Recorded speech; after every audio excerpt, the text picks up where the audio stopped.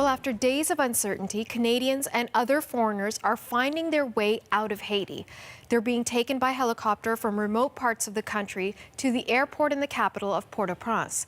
Now, until now, they'd been cut off by roadblocks and anti-government rioting.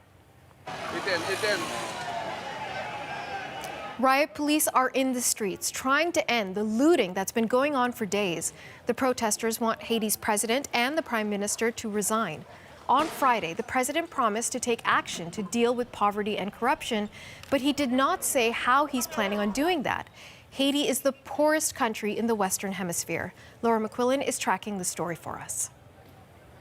What we've heard so far today is that 8 Canadians have actually flown out of Haiti today. Earlier this morning, they are part of a group of 24 missionaries from Alberta who chartered their own helicopter to get to the airport past that looting, those riots, those protests that have been taking place on highways and streets. This is the group boarding a helicopter there, and they're doing it in 4 separate groups. The last trip that helicopter is making is underway now, so they're all heading to the airport, hoping to fly out today. Separately, 113 Canadian travellers here on this helicopter and others at this resort are also flying to the airport, finally leaving the country. We expect to see them land back in Montreal later today on an Air Transat flight.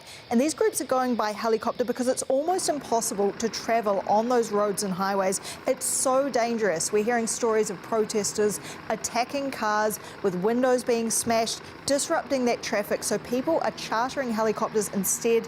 Other Canadians say they're planning to do the same thing next week to get themselves out of the country, but things have been made a little more difficult for those travellers because Canada's embassy closed earlier in the week because of the unrest. So that's left people without a contact on the ground to keep understanding exactly what is going on there, but it looks like things are really moving now, Natasha.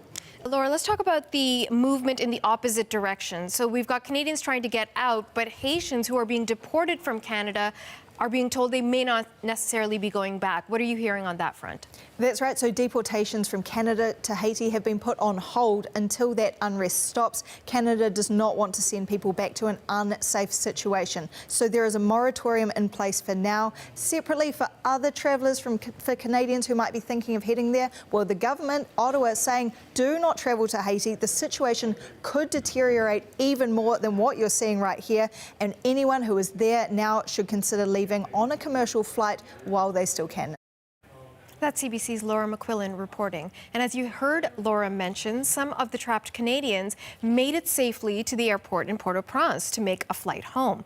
A reporter from our sister network, which is RDI, spoke to one of the people who is leaving along with his wife as they were preparing to get on board the flight. When you booked your trip, quand vous avez fait votre réservation with Air Transat, did you expect this? No, not at all. No? No.